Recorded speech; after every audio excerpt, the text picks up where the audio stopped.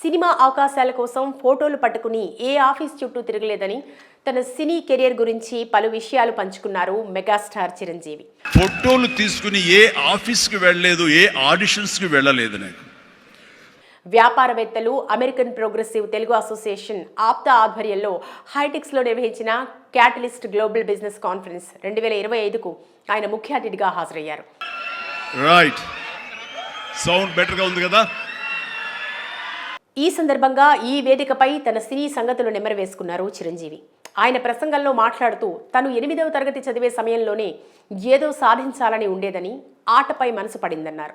ఓసారి బ్యాడ్మింటన్ ఆడుతూ కంటికి గాయమైంది. తర్వాత ఆ గేమ్ ఆడలేదు. ఆడిన తర్వాత 3 రోజులు ఎవడో ఏమో తెలియదండి, సరిగ్గా కొడితే అది నా కంటికి తగిలి కళ్ళు వాచిపోయింది.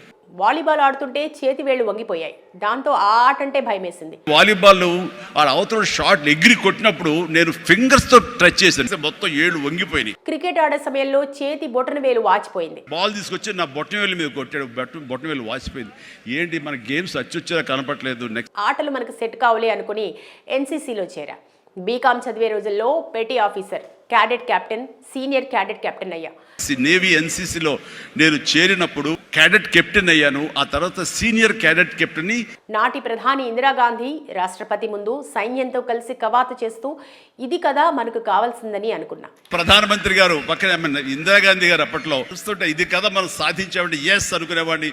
ఎన్సీసీలో ఏదో సాధించిన నాకు తర్వాత ఏం చేయాలో అర్థం కాలేదు.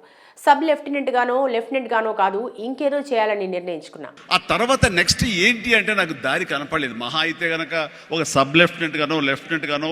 కాలేజీ రోజుల్లో ప్రదర్శించిన రాజీనామా నాటకానికి గాను నాకు అవార్డు వచ్చింది. ఆ తర్వాత అందరూ నన్ను ప్రత్యేకించి చూస్తుంటే హీరోలా ఫీల్ అయ్యేవాడిని.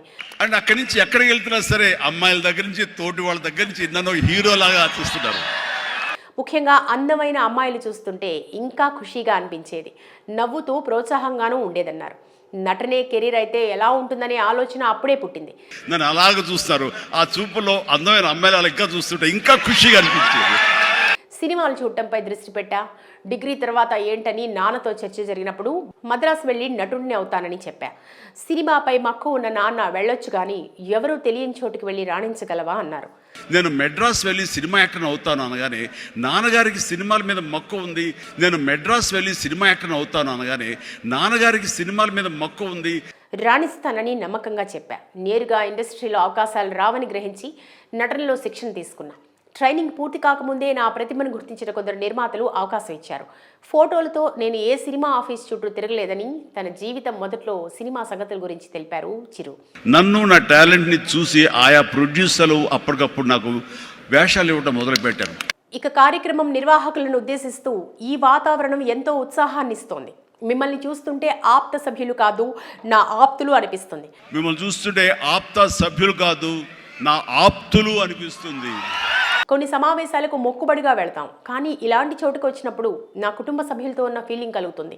మీరంతా నా ఫ్యామిలీ మెంబర్స్. ప్రతి ఒక్కరిలోనూ నాపై, తెలుగుపై, దేశంపై ఉన్న అభిమానం కనిపిస్తోంది. ఇలాంటి కార్యక్రమాలు నిర్వహించాలంటే ధైర్యం కావాలి. ఇలాంటి చోటుకు వచ్చినప్పుడు నా కుటుంబ సభ్యుల మధ్య ఉన్న ఫీలింగ్. మీ అందరినీ ఉత్సాహపరిచేందుకే ఇక్కడికి వచ్చా. యువ ఎంటర్‌ప్రెన్యూర్ల గురించి మీరు మాట్లాడినప్పుడు దానికి స్పెల్లింగ్ కూడా తెలియదు, ఏం మాట్లాడాలని అనుకున్నా.